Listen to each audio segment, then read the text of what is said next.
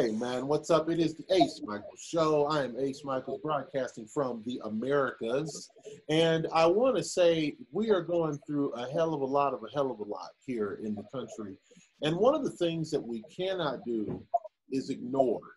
I don't care if you agree with me or disagree with me, or you have your whole stance on what some white folks should do and some black folks and some this and some that.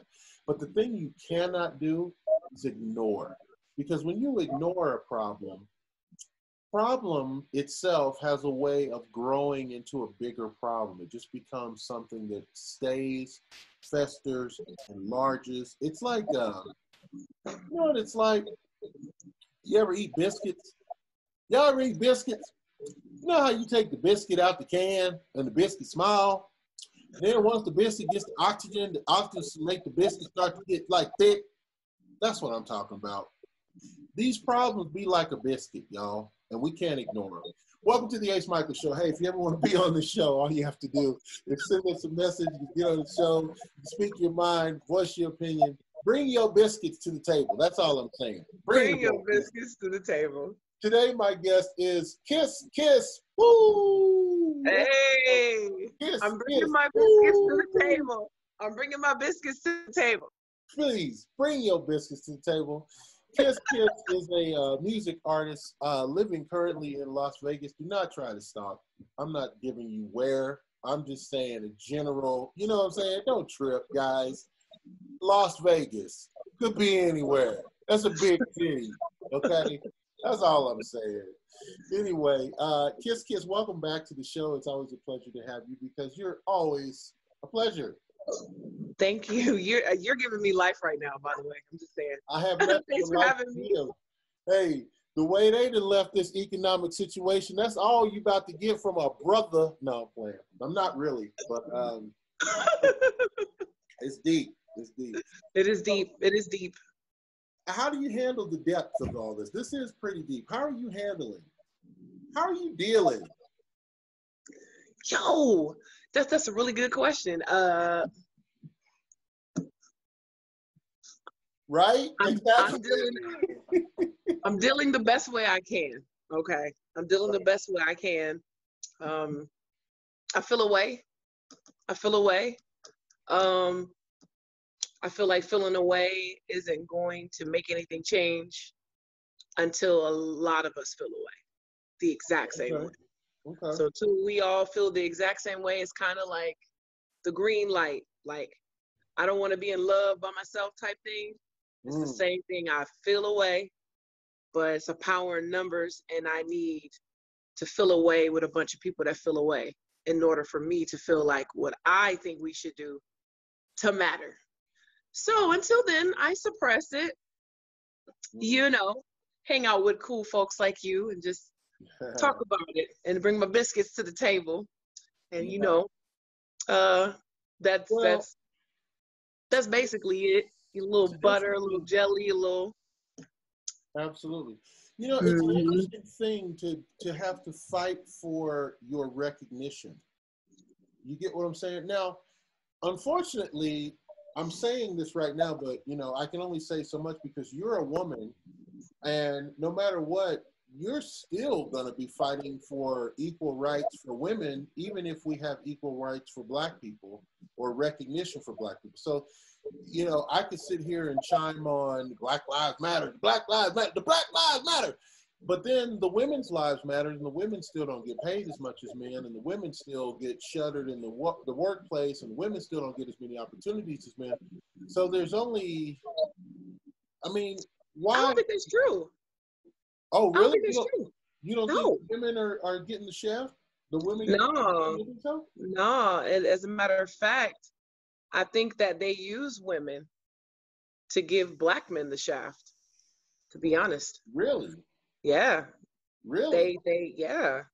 Well, they think about it. Beyonce seems to think that women don't get equal. Beyonce said that she wouldn't get paid the same amount. If there was a male counterpart to Beyonce said that male counterpart would make more. Like if she toured with Justin Timberlake, she's sure that Justin would make more than her. But that's Beyonce.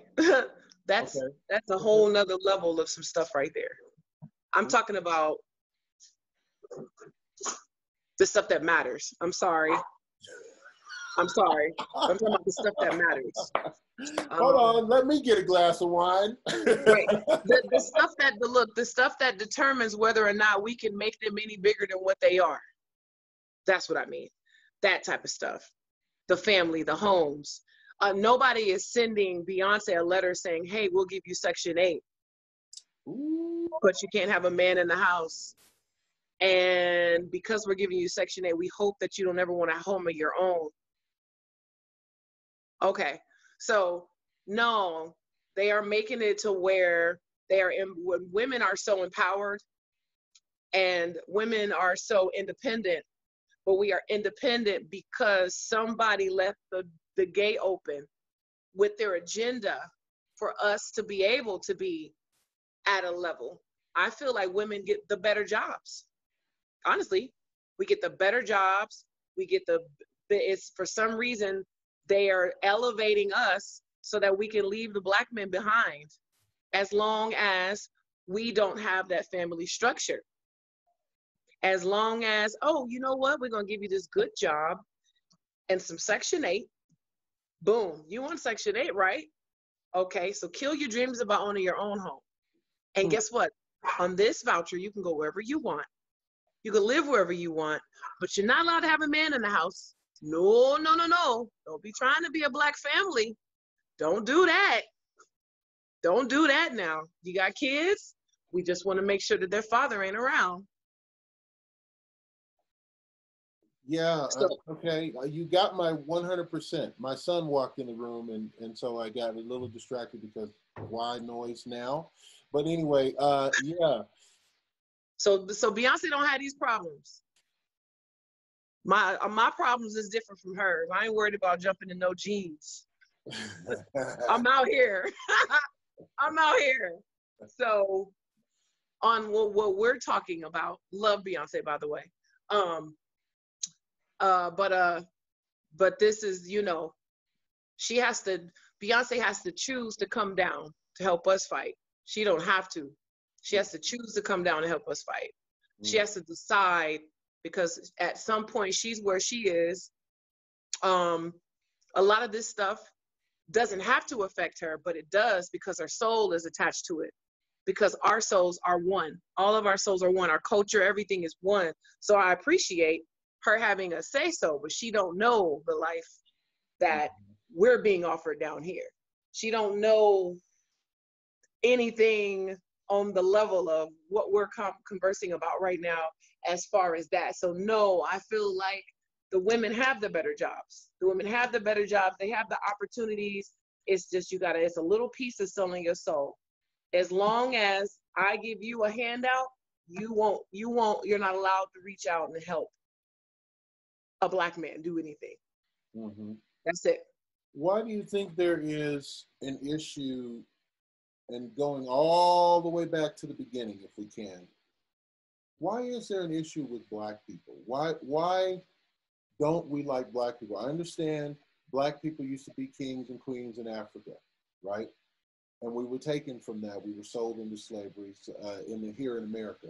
But you know what? There used to be kings and queens in other places too. And they also, some of them sold into slavery. But we still don't have the same stigma with those races of people that we do with Black. For some reason, Black in America is just wrong.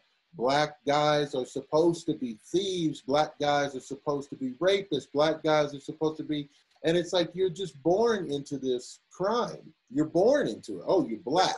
We're born into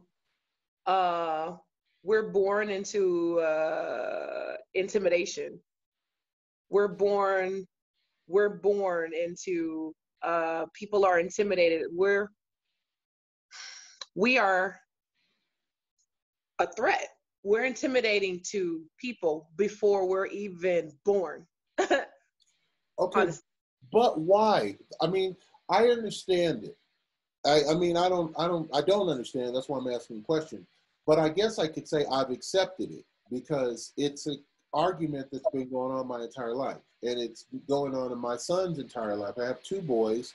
They are mixed race children, but to me, they're black. And I've had to sit them down and say, listen, before you wear that hoodie out to the park, you need to understand Trayvon Martin and the story, and you're black. It's important. I had to explain to them, you need to understand there's this word called nigger. It doesn't apply to you. It means nothing to you, really, and who you are, but that word is going to follow you through the rest of your life. And sometimes that word is going to be used to put you in a category that is not suitable for who you are. It's the easiest thing somebody can say, so they're going to say it.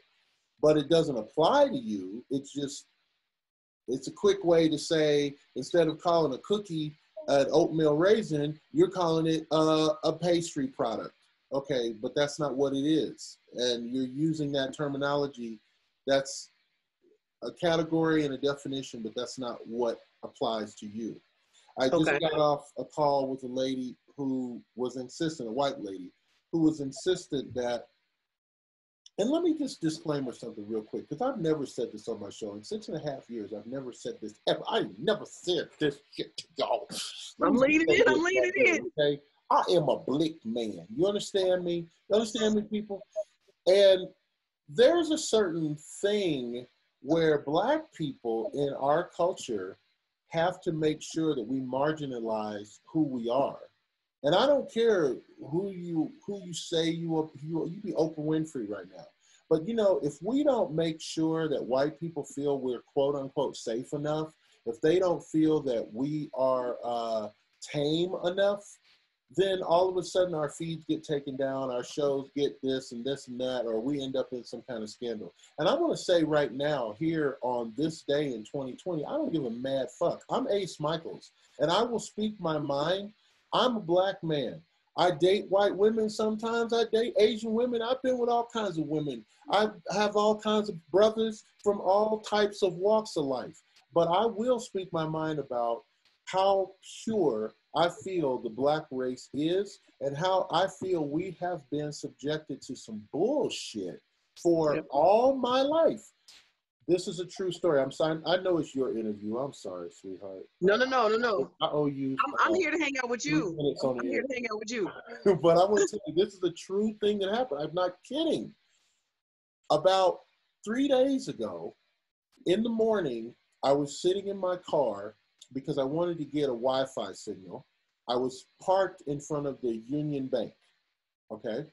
Because they got a Wi-Fi signal. I'm in my car, I'm using my laptop, and I've got my phone, I'm doing some business. It's early in the morning, okay? And a white lady comes up, taps on my window. And I roll my window down, she looks in the car, and then she doesn't say a word, and she runs off. I'm like, okay, whatever. So I roll my window back. I figured obviously this lady has some kind of mental issue. I'm not even trying to get started with that this morning. Give it about less than 10 minutes, the police pull up behind my car. The cop, lady cop, female cop, comes to the window. She says, you know, roll the window down. So I roll the window down. I said, yes, ma'am. She goes, it's no big deal. We just got a call that there was a black man sitting in his car outside of the bank window. The lady who called us, she said she was concerned that you might be hacking into the bank teller using your computer. I said, wow.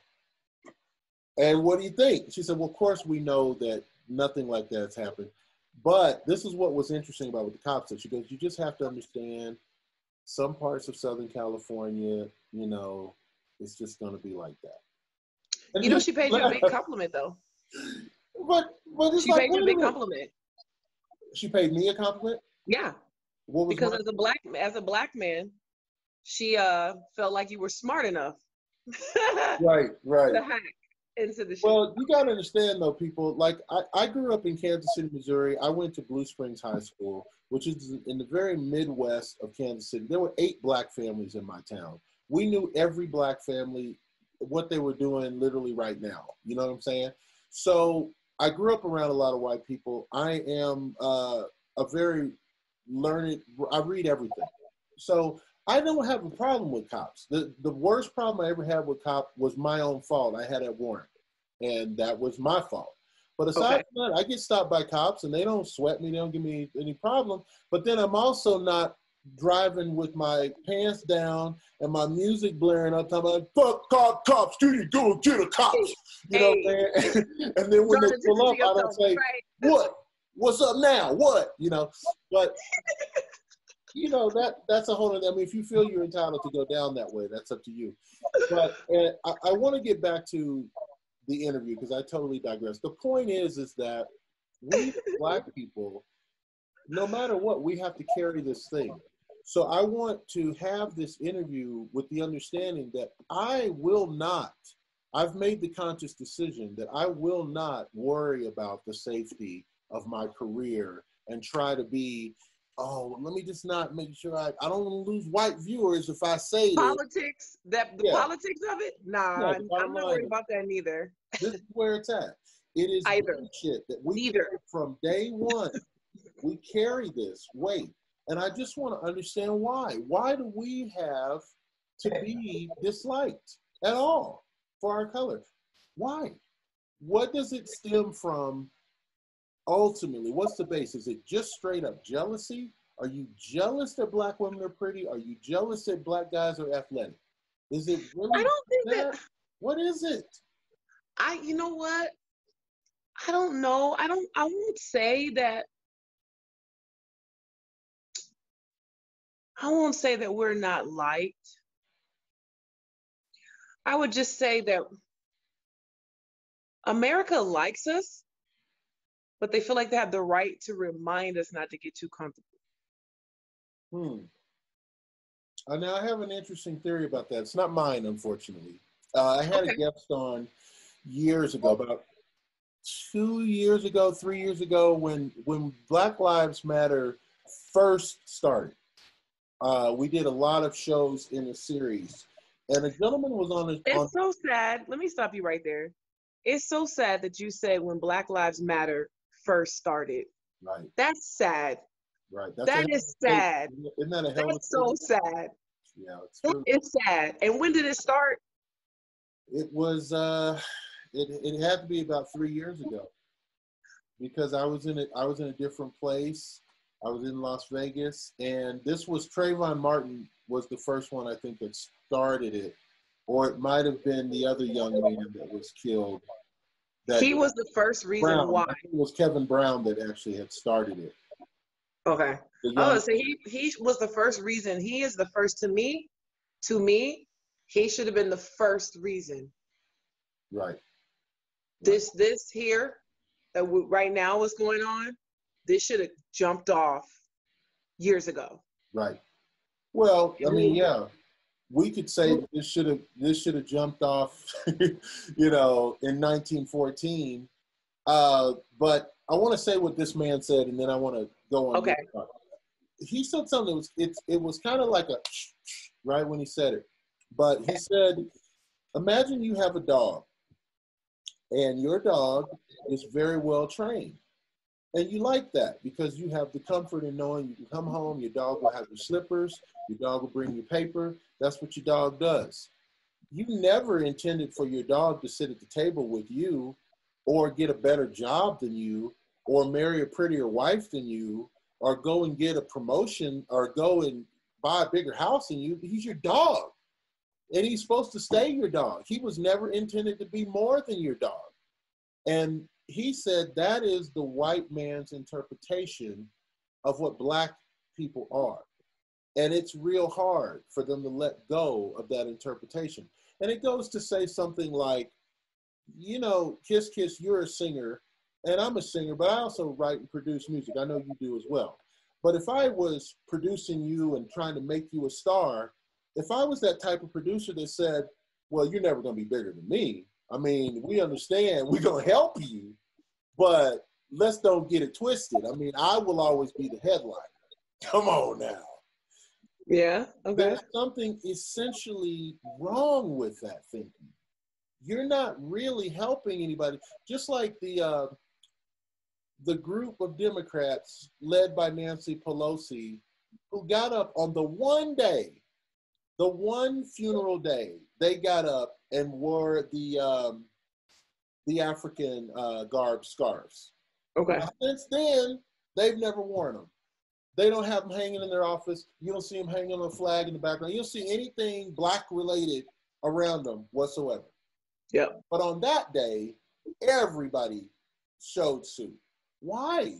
It didn't impress me. I didn't need to see you wear black folk stuff to make me go, oh my God, you're tied in with Africa. And that's not even Black American stuff. That's African stuff. What does this have to do with Africa at all? This is police killing black people in America. Wait. But they had on the African paraphernalia. African yeah, they had on the African paraphernalia because when they get upset with us, they feel like that's where we need to go back to is Africa. Right, and that's a whole nother thing. Like, listen, right. If you get in an argument with your boyfriend, you can't say, go back to Haiti. Just go back to Haiti. We done. Go back to Haiti, man. It just doesn't work that way, you know? Go back to Italy. I am so sick of your shit. It's time for you to go back to Italy, Raphael. Thank you. I accept this award on behalf of, thank you. I know my acting chops are A+. Thank you. Yeah. So, you're acing it. what happens is these people think that to say that I disagree with police brutality means I disagree with police. To say I disagree with the treatment or mistreatment of black people means I disagree with white people. That's not what we're saying. What we're saying is, why should a human have to fight for rights?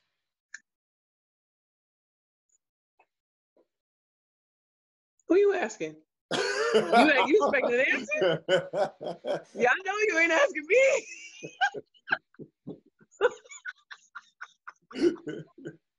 Shit. All right. Why? Yeah, I want to know why too. Right. That is the question. What is it? And I implore anybody. I mean, there has to be at the beginning of this some systematic thing. Now, I'm gonna talk about Malcolm X, who was Muslim. My father tried to be a Muslim for a while. My stepfather tried to be a Muslim, and he didn't succeed. But during those years that he was trying to make that conversion, I read a lot of the Muslim Quran, the other texts and theories, Muslim Islam. And they believe that the white man is the devil. That to me is very extreme. I don't believe that the white man is the devil. I think that's like, whoa, that's taking it pretty far. But we see things happen throughout historically that we go, and who was the cause of that? Oh, single white male? Huh. Okay. Him again. Him again. Him again. Now, that doesn't mean that a lot of crimes are committed by black men. But the level of crimes that are committed by black men versus the level of crimes that are committed by white men are, in my opinion, very different. Black people might steal a car, but they don't go and shoot up a movie theater. I don't know. Black people might steal a car or steal a boat, but they don't kidnap a bunch of black people. Right. Okay. Just saying. Just saying. So it's, you know, what is the reason that with all this history, and if you can go back in history, like, okay, let's forget about black people. Let's say black people didn't even exist in history. Okay, what's your excuse for what the white man did to the Indians? That's before black people. You came over here in 1601 and started messing with the Indians. This was their territory. This was their land. And I had a guest on my show once who was well, we used to say Native American, but now we say indigenous people. But anyway, she's an Indian lady. And we were talking about race on that show. And she said, and that was 6 years ago, right? At least. And she said, well, you know, I don't disagree with any of it, whatever, you know, we're over it. It's their land now. It was our land. Who cares? It's land. We still got a place to live, whatever. She goes, but you know, if you really want to know what pisses me off, it's waking up in the morning, and she lived in, you know, South Dakota. She said, waking up in the morning and opening up my door and seeing 4 white men on top of my mountain every morning. That pisses me off. And that's not going to ever stop pissing me off. And that really sucks. You know, and I said, yeah, I guess that would really suck. Of course, that really sucks. You know, can we go back to the white man is the devil statement? Okay. White man is the devil, I feel like is broad. It's very broad to say, but there's truth into it. Okay. There is truth into it because you have us as a people. Mm-hmm. You also have, everybody has their ancestors and descendants and all of the other stuff. And, you know, you did have children of Edom, and they're called Edomites. And they were actually, in fact, children of an evil side. Mm-hmm. Now, I've heard this before, and I can't speak on it, not because I'm afraid or anything, you know. I don't like to talk about what I don't truly understand. Yeah, I understand. Like I've heard like so many times this. Yeah, I understand it. So, you know, when you get a chance, I really don't, I would just say this. I don't focus on singling out people, so I don't do my research on that type of stuff. But what I will say is the research that I have done on it, I'm just saying that when Muslims say the white man is the devil, mm-hmm. it's not this man and this man sitting next to us. Mm-hmm. It's they need to be more specific about what they mean about it. So instead of saying, hey, you need to watch out for this, mm-hmm. they're telling you to watch out for it all, because you don't know who's who. And right. Everybody looks the same in color when it comes to white people, in their mind. So when they say it, I know exactly what they mean by it, because there is some truth to it, but it's not specified truth. Well, and that's the thing. Yes, and I want to add this to that statement that, you know, it is white people. Now, I know, you know, white people are going to be upset, but listen, you got to listen and learn from this. You know, like I can watch Django Unchained and I can laugh because it's funny to me. It's funny as hell. Around is to see black people fighting against slave owners. But that might unnerve you as a white person to watch, you know, your favorite matinee item, Don Johnson, get killed. Oops, sorry, spoiler alert, he dies in the movie. I love Don Johnson! Spoiler alert, he gets his ass handed to him. But anyway, to see that, you know, it's funny in the context. I can laugh at that. Just like you expect me to laugh at movies where black people are the brunt of a joke. And it's supposed to be funny, you know? So anyway, I want to say this, though. White people are guilty of systematic racism, period. The incident with the jogger in Florida, and I know some people will get mad at me if I don't remember all the names, and they go, see, you ain't even trying, I can't keep track of all these names. There's too many. There's too many times black people get killed. So this black guy is jogging in Florida, and these three white men decide they're going to chase him down. And they're going to grab their guns, and they're going to scare him up. And who knows what they intended to do. We don't want to say that white people are the devil, but it's white people that are going out and fucking with joggers in the middle of the night. And somebody it's a very devilish thing to do. Yeah, that is systematic racism. And it seems to come very natural. It seems to come very natural. And now we're seeing videos of these cops. I mean, they're beating on black women. They're beating on pregnant black women. They're beating on many teenagers. We're talking about kids who are 11, have a cop on top of them, punching them in the face. That's devilish behavior. It's bad. It's really, really bad. What up with that? Where is this coming from? Where is the hatred of black people coming from so much to where you say in the middle of the night, let's go out, wake them from their sleep, pull them from their bed, hang them, burn them in a place where it's going to be visible to make a statement to everybody else. That's how much we hate them. Why? Why do you hate us that much? Where we're doing nothing comparative that even remotely, I mean, I wish I could see 10 consecutive videos of black young men beating the shit out of a white kid. And then I go, damn, you know what? We shouldn't act like that. We are some heathens. But that's not the case. I mean, if it is, submit your video to me. Make me a liar. But if I can stack up 500 police brutality videos, and then you have the nerve to say in my face, I support blue lives. Fuck a blue life. You know what? These guys are going out and killing. They're murdering people for free. Matter of fact, they're getting paid to murder people. And then when you say, hey, by the way, you can't use a chokehold no more, they say, well, here's my badge. I'm out. Oh, the job's no longer fun. The job's no longer fun. But you know what? Somebody got upset with me because you said this very same, you said this, and then this person said this very same thing. And they were like, you know, it's a shame, it's a this, it's a that. And I chose to look at it for the positive part of it. Okay, well, cool. If you're not going to act right, then yeah, throw that shit out. Right. Quit.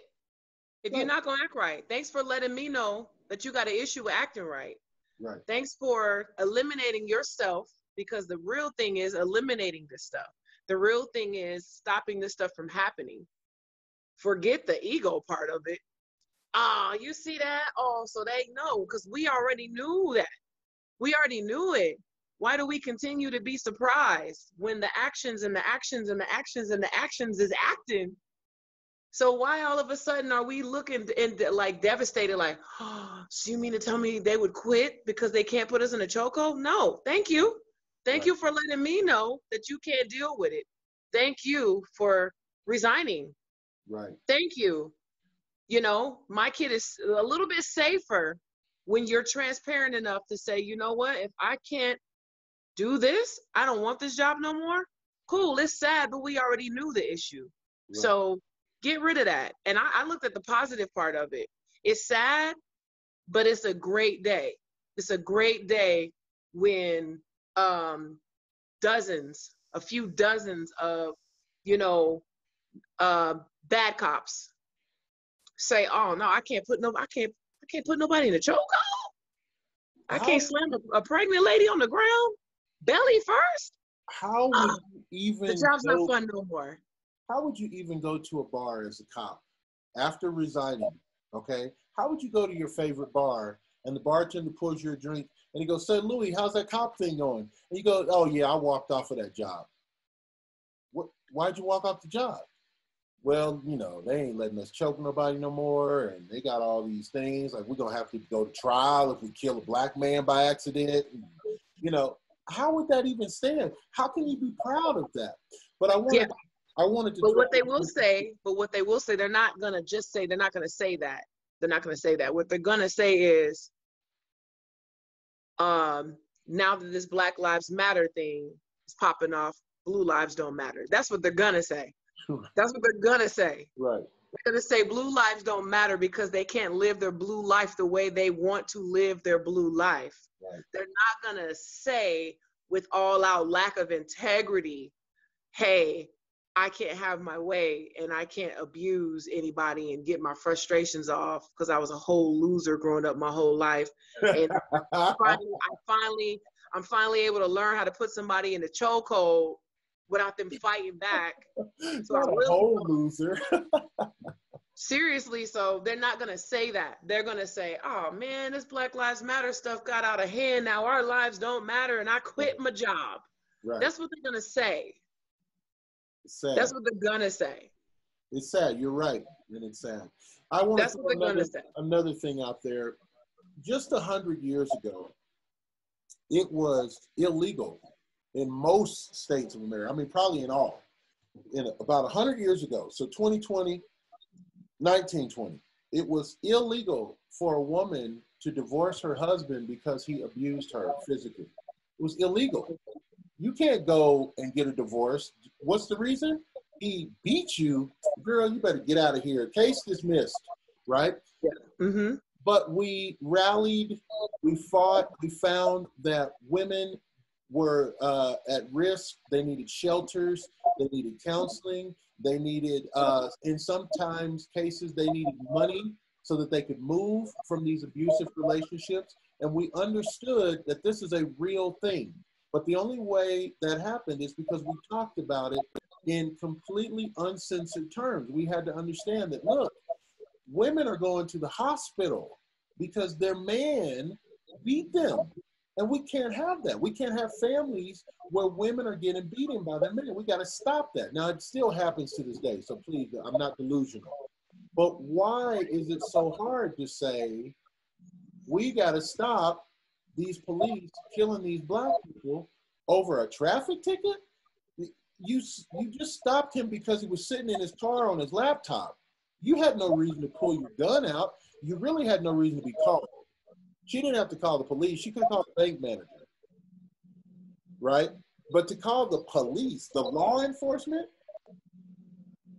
that's just taking it to extremes that don't even make sense. And why?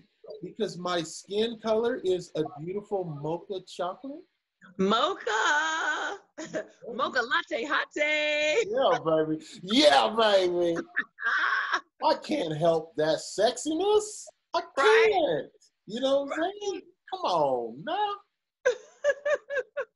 You're so silly. But what it does is it creates an environment where we don't trust each other. I have nobody cares about that. But anyway, I have a friend who's a black man. He's a military, ex-military guy. He's a big guy. You know, he's in the military. And we got in a disagreement over some thing one time, and the first thought of my mind is, this black guy's gonna try to fuck me up. Even though we were friends, you know, he's big. I'm big too. I'm 6'2", but he's like 6'4", you know, and he's military, all ripped muscle. And I'm like, he's gonna try to fuck me up. Like, I don't want to go up against this black dude. I don't want to get this nigga gonna try to, you know what I'm saying? But nothing like that. Why would I think that? Because it's been fed to me to think that. I've been fed that diet my whole life, that you better watch out for the black dudes, man. The black dudes, they what? They've been some of my best friends my whole life. What? Why? Why would I have an issue with them? Right? Well, it's what we're fed. It's what we're told. And we really don't get to the why. Which brings me to the why of today's show. Actually, this has been such a digression show. But you think so? We went some places, but the thing is, the theme of this week, because this weekend we have Independence Day, which has always been interesting to me. That do we? I'm sorry, do we? We're supposed to on Saturday. Independence Day is also July 4th, right? And I don't know what's the difference. I always thought it was interesting that we celebrate one holiday is called July 4th, and they actually print banners that say July 4th and blah, blah, blah. And then they also say it's Independence Day. Now, independence is a big word. That says a lot. What does independence mean? If we're still fighting for racial equality, if we're still fighting sexism, if we're still fighting, gay people can't get the same equal opportunities. I mean, then what are we independent of? Just the fact that we beat Britain in a war? That's what we're still celebrating that? What is the independence? So what does independence mean to you, Kiss Kiss? Independence means to me, let's see. Well, honestly, independence to me is just the option and the free will given to me by God to decide whether or not I want to celebrate the 4th of July. My independence comes from free will from a higher power, whether I want to celebrate any holiday. So I would just say I really don't celebrate holidays because I actually choose daily in my life to just celebrate what I want to celebrate. I treat people away on the regular. I do a lot of things on the regular. So nothing feels like Christmas. Nothing feels like a birthday. Nothing feels like anything because I have the free will, the independence of my soul to be able to do what I want. And so I would say Independence Day for me is just the fact that I have the free will and a higher power and spiritual being, that if I want to celebrate 4th of July, I can. And if I don't want to, I don't have to. That's what that means to me. I don't care about the US of A. Right. I don't. Right. So, you know, if people celebrate, cool. People don't celebrate, cool. I don't care. The thing is they have the choice, free will, their independence of what they do with their spiritual being, and what they do with their minds and their bodies, not given to us by white men. All of our lives was given to us by God. And that is my independence. Is my free will to decide whether or not I want to celebrate Independence Day or not, because I am independent enough by someone else to decide if I'm going to celebrate this little shit versus the big shit in my mind and in my body and in my thoughts. So I could care less. I mean, it is what it is. The tradition of what people say we should be doing, fireworks and barbecuing and ways to get our money. The USA is always trying to find ways to get our money. We're only cool on Christmas because they say be cool on Christmas and share love and spread love and do this. This is something we should do every day by the independence of our own beings, you know? So people think they're free, but they're not. Nobody's free. Black, white, nobody is free until they're free up here, till they're free here, till they're free in what they do. So me personally, I'm the type of person, I'm like, oh shit, it's 4th of July? Oh, my bad. Did I ask you to come over? Did I ask you to come over and just have some regular fun? I didn't know it was the 4th of July, because it don't matter to me. What matters to me is this, me. Yeah. You know, us chopping it up, you know. That to me is independence, free will. Last note I want to bring up, that's a beautiful statement that you made, by the way. The last note I want to bring up is this thing that Donald Trump, and again, I'm a disclaimer because I don't want people to think that I am involved in politics and that I hate Donald Trump or I love Barack Obama I don't politics suck. I don't care about any of these politicians. They don't do anything for me. They don't strike out. They don't help me in any way. I think they're all professional liars, and it is what it is. But Donald Trump had said that we needed to stop taking these statues down because we were going to lose our heritage. And I thought that was a funny thing because, number one, none of those statues have anything to do with his heritage. He wasn't born in the South. None of his family was born in the South. He's not even from the South. So I don't know what heritage he's talking about. But when you talk about America and heritage, we are looking at a systematic group of people who have done nothing but erase heritages from the very beginning of stepping foot here. They erased Indian heritage, the Chinese heritage, the Japanese heritages, the Latino heritages. I mean, that's what America has been for 250 years, is erasing people's heritage. Let's move this Pichu Machu shit out of the way so we can build our stuff on top of it. Yeah, I feel like the only reason why we exist in the, Native Americans, Indians, us, Native Americans, us, the only reason why we even exist is because we have to be the ones conquered. That's it. We are only a part of the story because the hero has to prove that they conquered what they conquered. You know what I'm saying? That's the only, other than that, they wouldn't even, but the one thing they're not going to say is they're not going to, we get our credit by default. That's kind of like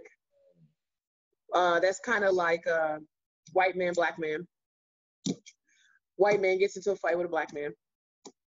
The white man's not going to say, if he beat the black man, he's not going to say, yeah, I beat up a man today. Right. He's going to say, I beat up a black man today. Right. Now that black man is important because you have to say that you beat the black man to heighten your story, hype yourself up. I totally agree with you. I totally agree with you.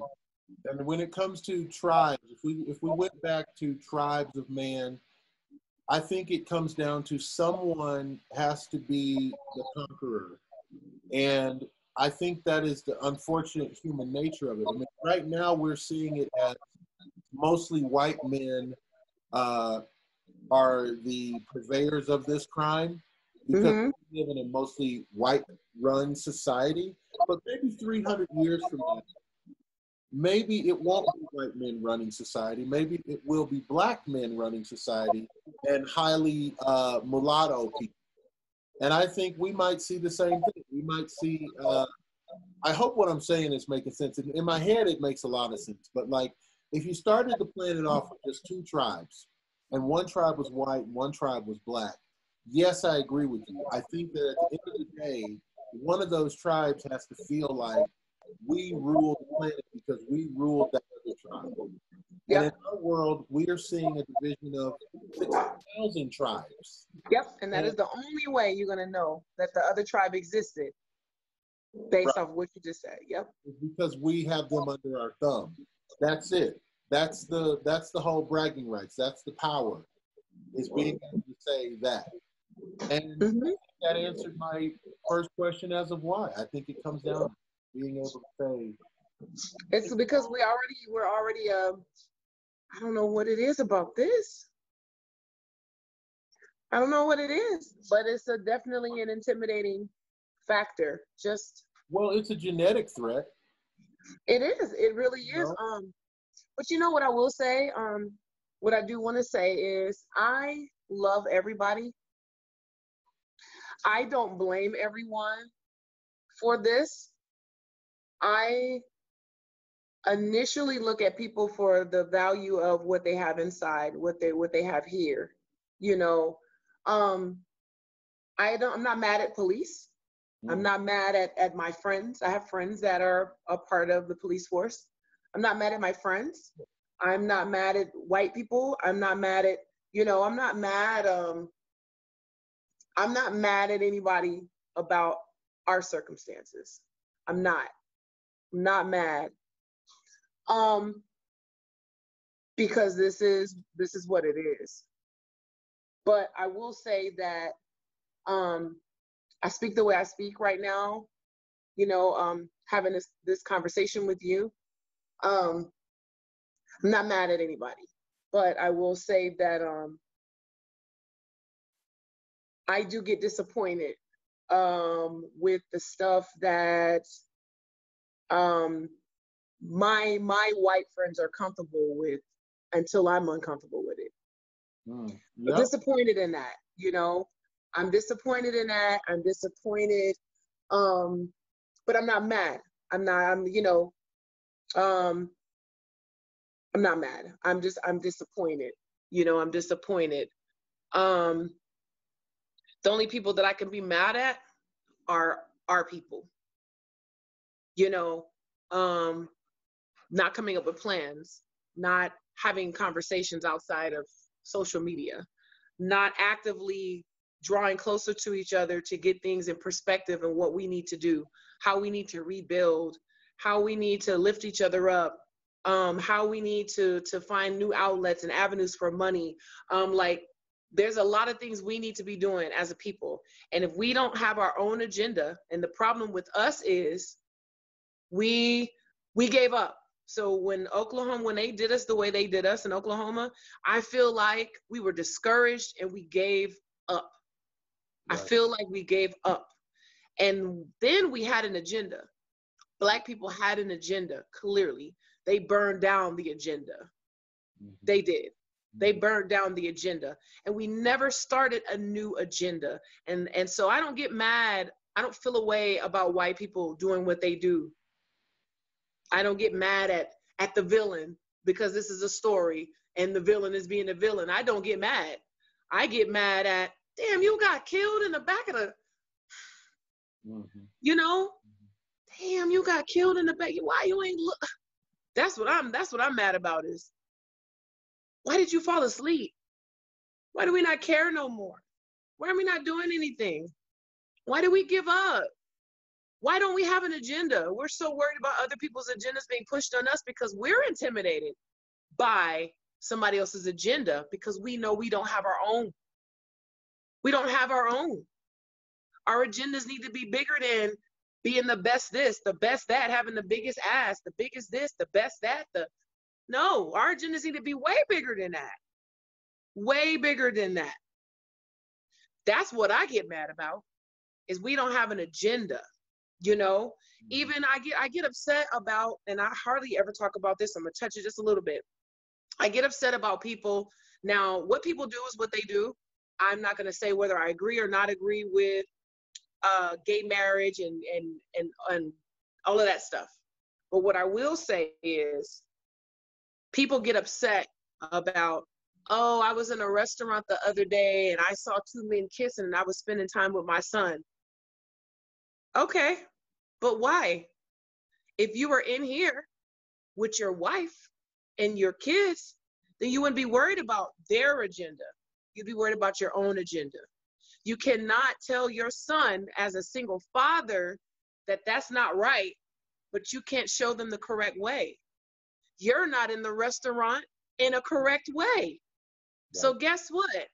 These two men kissing, their agenda is a threat to you because you're not doing what you're supposed to do. You don't have your own agenda.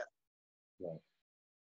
I get upset with that because we always blame other people for certain things. But the thing is, we need our own agenda. Yeah, we can blame,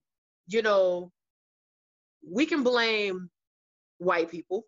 We can blame the white people for the malicious stuff that they did, burned out our businesses and our homes. And, you know what I'm saying? And I can only imagine how devastating that can be. It's like, yo, we built this and they came and burnt this down and did this to us and they got away with it. What do we do now? Of course you get discouraged and you say, I'm not about to have no agenda. I'm about to be cool with white people. They like the way I dribble this ball. They like the way I sing. They like the way I throw this ball. They like the way I'm going to be, you know what I'm saying? It's like, if you can't beat them, join them. The thing is, we can beat whoever we want to beat. We need our own freaking agendas. You got the people that don't want to get together, work out, build speed, build the same way we get trained for games, the same we warm up our vocals for shows. That's the same thing we need to do as a people, and lining up with what we need to do with our agenda. I don't get mad at white people. I don't get mad at nobody but our people when it comes to certain stuff. And I feel like in life, we drop the ball on certain things. And I just feel like we should have always had an agenda. This protesting, if that was an agenda, we should have been doing that. Whatever floats the boat of the power of numbers in our people, whether I agree with it or not, just show me that you have a plan, an agenda that you're pushing. That's it. And I get mad because there is not an agenda being pushed. It's not. And that's the issue. So we should never be mad at our oppressors because we're easily blown down. We have no agenda. We have no agenda. We can't be mad at the wolf coming to blow our house down if we built the shit off of straw, when the agenda is to be solid, as a people be solid, which means we got to watch how we conduct ourselves and how we treat each other. We're struggling as a people within ourselves on how Black men treat our women, our Black women, and how Black women see our, to the point to where it's just bad. It's really sad. Our children, growing up without seeing the structure, our children, we're just lost. I feel like we're lost. I feel like we're defeated already, but we're walking around acting like we not, like we got the juice, but we don't. We're not up here. Physically, we don't have to do, we're so in tune with doing stuff physically to make a difference, but mentally we are not putting the fortitude out there to do the right stuff, and we have no agenda. So I'm just going to say, for the record, I'm not mad. I'm not mad at cops. I'm not mad at white people. I am not mad at nobody but our people, because we need an agenda. And I'm not about to start caring until there's a power of numbers of people that care.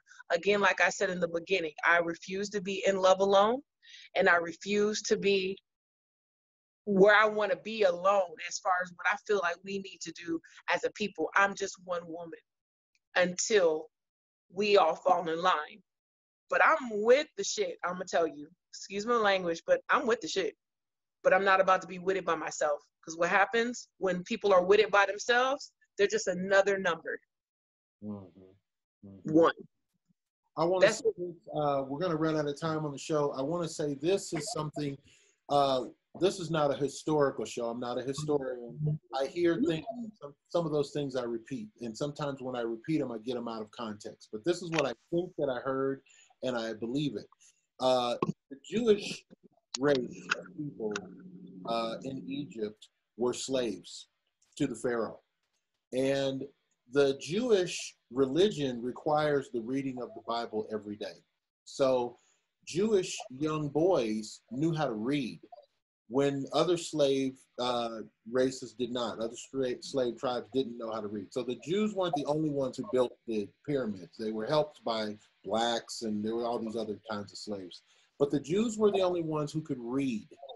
And so they were valuable to the Pharaoh. And so the Pharaoh would have Jewish lawyers, Jewish young men, read the deeds, read the properties, read all of the manifests of what was going on. And so the Jews learned where the riches were. Jews learned who had the real money and who didn't. And they knew all the secrets because they read all the documents.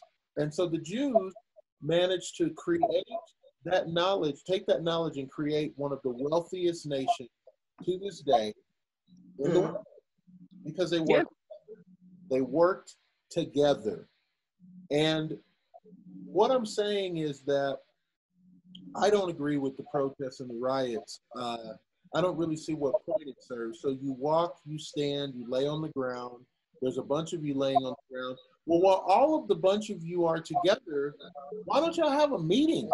And why don't y'all say, look, if all of us dedicated $5 to something, that would change things. If all of us denied $5, can you imagine what would happen to Target Superstore if Black people didn't go to Target Superstore for just 1 month? Just for 1 month, if all the Black people in America said, we boycotting Target, we don't go to Target, we don't shop Target. And by the way, if you're Target watching this, I'm sorry, you were the example. You know your store would be closed without all that Black traffic. Right? Target, okay. Why do we need the NFL? Why? Why can't we get all our Black people together and go play on any fucking football field? We got video cameras. We know how to videotape a football game. We got Black people that can be commentators. Why do we need the NFL? We don't know how to make jerseys. We don't know how to go buy a football and throw it. So you know what though? What are we doing? We don't have to be oppressed. We don't. Actually, this is the time that would, come on, Ace. You're acing this, okay? I just want to let you know. You acing this. No. So listen, with this period of time, if we stuck together, think about right now there are so many ways that we could, like, we're waiting on a certain network broadcast or whatever to show us football again, to show us this again, to show us that again. But we have been freaking vibing and living for 3 months without all of that stuff via internet. Why can't we use that for ourselves? You're absolutely right. So my thing is, right now, this is the time where we can. I mean, you got to go back, and I don't know what, it's a weird thing. I don't know why we didn't run out of time, but watch, I'm going to get an invoice in the mail. But, okay, last thing. Okay. Barry Gordy started Motown Records. Who? Okay, Barry, okay. Barry Gordy started Motown Records in his house, in his basement, okay? Mm-hmm. And what he did, and this is true, this part of history I do know. Berry Gordy wanted to start an all-black record company because he worked in a record store. He never saw black people's faces on the albums that came through the store. So he said, well, this doesn't make any sense because just in my neighborhood, and this is to me, the most beautiful part of the whole story. Berry Gordy said, just in my neighborhood, Gladys Knight can sing, Marvin Gaye can sing, Stevie Wonder can sing, what's the name? David Ruffin can sing. So he went through just his neighborhood where all of the Motown artists that he started. Hey, that block was lit. Yeah, he didn't have to leave his neighborhood. And he found the Motown celebrities. And of course, Diana Ross was there, Mary Wells, all these people were in his neighborhood. So he did all of that back then. That's dope. That's dope. Why don't we have Kanye West records, Jay-Z record? I mean, I understand that they own subsidiaries and they are distributed by bigger companies. And I'm not knocking anything that they do. Those guys are brilliant for what they do. But I'm just saying, maybe you're right. Maybe this is the moment in history where we do finally reclaim what should have been our financial independence several times over. Many, many times we should have had our own real estate company that helped us get into houses, and we had our own, you know, so many things that we don't need the help from. We don't need the assistance. We could have done it. Yeah. On that note, Kiss Kiss, how do we follow you on social media with your cute little dog looks like from Kansas, Toto? You guys can find me musically SoKiss979. So it's exo.KYSS979. I'm also on Facebook. And also you can stalk Ace Micheals and you'll find me supporting him all over the place. You see Kiss Kiss, just hit the like button or stalk me and find my page. I actually enjoy stalking is the only communication I get, so I'm good. All right, so that's what's up, man. It's been the Ace Micheals Show. Listen, we love you to death. Live the life you love, guys. Love the life you live. Yep.